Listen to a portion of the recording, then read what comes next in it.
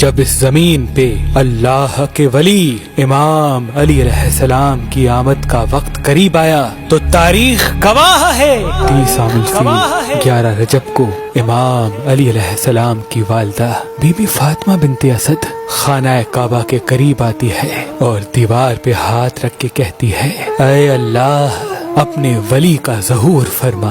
تو بس دیوار کعبہ کا ٹوٹنا تھا اور امام علی علیہ السلام کی والدہ کا اندر داخل ہونا تھا۔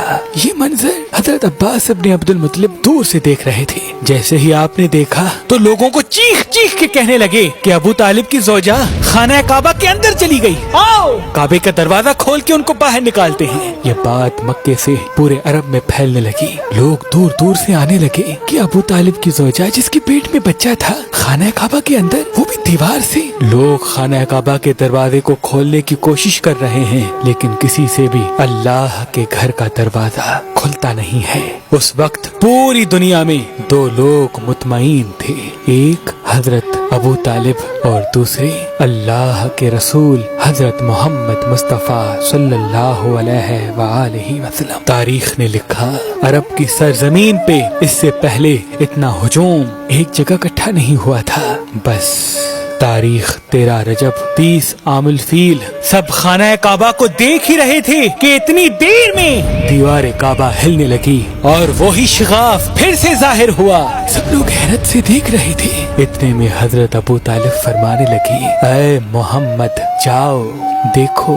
اللہ کے رسول اپنے مبارک قدموں سے خانہ کعبہ کے اندر جیسے ہی پہنچے تو دیکھا ایک نورانی بچے کے نور سے پورا خانہ کعبہ چمک رہا ہے۔ آپ نے دیکھا کہ امام علی کی والدہ پریشان ہے۔ رسول اللہ نے فرمایا اے میری ماں آپ غمزدہ کیوں ہیں؟ تو بی بی فاطمہ بنت اسد فرمانے لگی اے میرے بیٹے محمد، اللہ نے جیسے ہی اس بچے کا ظہور کیا تب سے لے کے نہ یہ بچہ روتا ہے نہ دودھ پیتا ہے۔ اللہ کے رسول نے مسکرا کے جیسے ہی بچے کو گود میں اٹھایا تو وہ بچہ مسکرا کے اپنی آنکھیں کھولنے لگا۔ اللہ کے رسول نے اپنی زبان امام علی علیہ السلام کے منہ میں دی اور امام علی علیہ السلام رسول اللہ کی زبان چوسنے لگی۔ پھر جیسے ہی رسول اللہ اپنی گود میں امام علی علیہ السلام کو لے کے باہر آتے ہیں تو سارا عرب اس بچے کے نور اور فضیلت کو دیکھ کے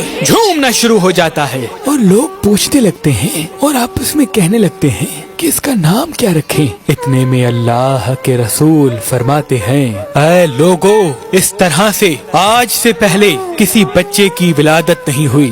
اس بچے کی ولادت علی ہے، افضل ہے، اعلیٰ ہے اور اللہ کی مرضی یہ ہے کہ اس بچے کا نام بھی علی رکھا جائے، یعنی وہ بلندی جس بلندی پہ کوئی پہنچ نہ سکے۔ بس فضا میں علی علی کی صدائیں بلند ہونے لگیں۔ اتنے میں جناب ابو طالب امام علی علیہ السلام کو لے کے اپنے گھر کی طرف جا ہی رہے تھے کہ کسی منافق نے کہا اے ابو طالب کیا وہ رسم نہیں کرو گے جو ہر بچے کے ساتھ کی جاتی ہے؟ مکے میں یہ رواج تھا کہ پیدا ہونے والے بچے پہ سانپ چھوڑتے تھے، اگر سانپ بچے کو مار دیتا تھا تو وہ یہ سمجھتے تھے کہ یہ بچہ اپنے باپ کی اولاد نہیں، لیکن اگر سانپ بچے کو کچھ نہیں کرتا تھا تو پھر وہ یہ کہتے تھے کہ یہ بچہ اپنے باپ کی اولاد ہے اور ہمارے لیے قابل عزت بنے گا۔ حضرت ابو طالب نے اللہ کے رسول کو دیکھا، امام علی علیہ السلام کو دیکھا اور ایک جگہ امام علی علیہ السلام کو رکھ کے کہنے لگے لاؤ اس سانپ کو جس پہ تم فخر کرتے ہو۔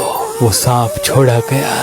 جیسے ہی امام علی علیہ السلام کے قریب وہ سانپ آتا ہے، امام علی علیہ السلام اپنے ننھے ہاتھوں سے اس سانپ کو پکڑ کے چیر دیتے ہیں۔ بس سب لوگ زور زور سے کہنے لگے کہ بچے نے سانپ کو چیر دیا۔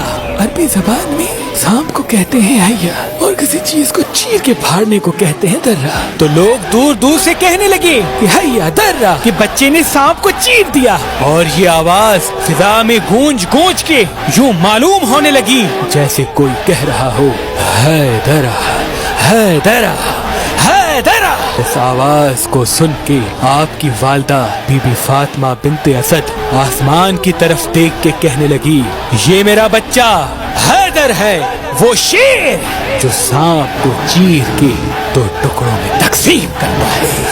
سلام ہو اللہ کے ولی امام علی علیہ السلام پر، سلام ہو ان کی شجاعت پر، سخاوت پر، امامت پر، سلام ہو ہر اس شخص پر جو امام علی علیہ السلام کی فضیلت سن کے خوش ہوتا ہے، فضیلت سن کے